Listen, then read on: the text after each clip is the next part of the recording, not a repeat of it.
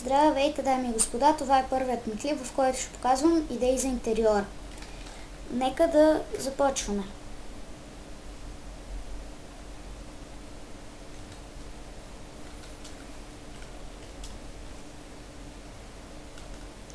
Първата идея е за спалня. Просто обикновена спалня. Ако, извинете за лага, просто в момента конвертирам видео за това. Това е просто обикновено легло. Ако сте си направили къщата от сакло и тук примахнете тези блокове, ще стане много готино, ще си гледате небето. Второто също е елементарно, но ще ви трябва повече вълна и повече материали. Това е двуетажно легло. Не съм измислил как да сложа стълба, но...